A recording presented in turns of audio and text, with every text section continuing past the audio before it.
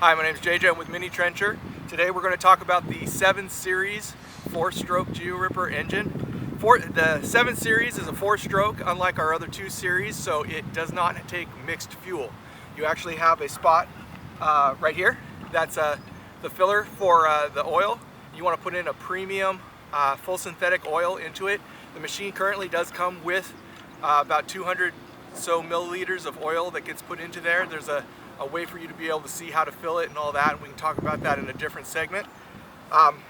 You also want to use just plain 4-cycle fuel. So what does that mean? It's the same stuff you put in your car, except for you want it to be 0 ethanol and a high octane, so 90 plus octane fuel. We'll still like to use, just like on the 2-strokes, we like to use VP Performance or True Fuel. They make a 4-cycle fuel as well for it. It's shelf stable. It can sit in the engine. It won't gum up all the lines like an ethanol fuel will. So that's what we recommend. The 7 Series comes either in a 16-inch or a 20-inch model. So what we're talking about is a 720, 716.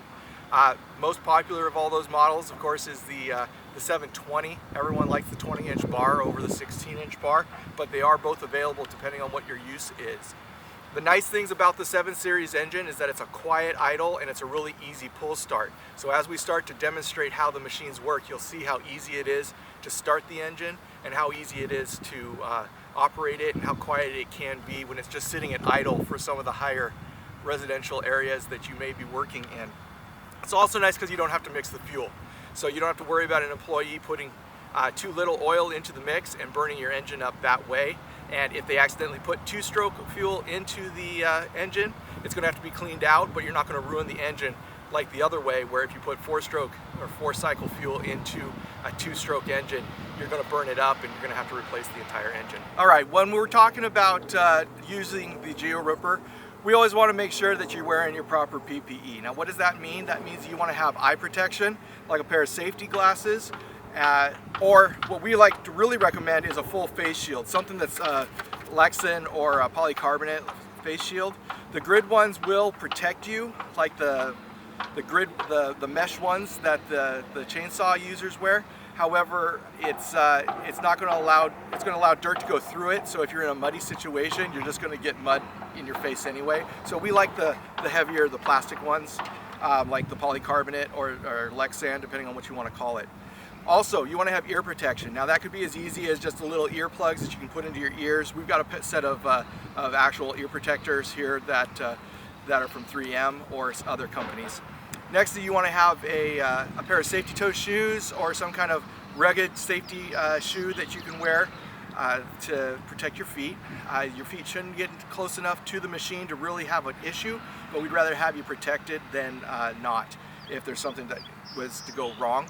And then after that, you're looking at a shin guard, maybe a pair of gloves.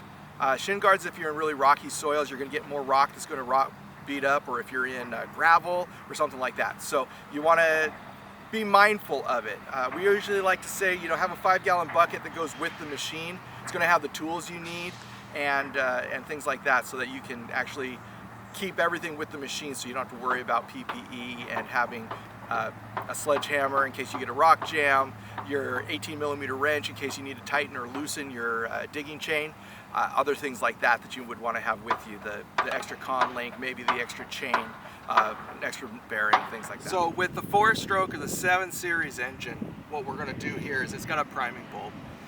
When you're first starting it for the first time, you want to press this bulb until you start to get fluid into it, and then maybe 3 more pushes. Any more than that, you might flood the engine.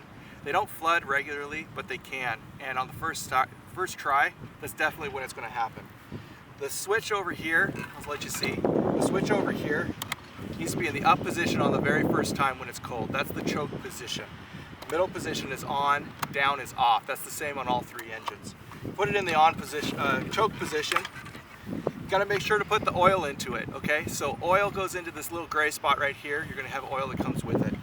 And then this is the pull. It's a really easy start. You pull too hard, it's not going to start. But so just give it a real easy one. So you put it all the way up in the choke position. You press the button 3 times. And put your foot in the loop like that. Make a real easy pull. Do it maybe 2 or 3 times.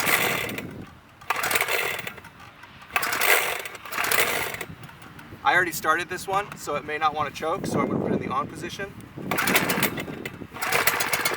there it is. It's that easy. See how quiet it is?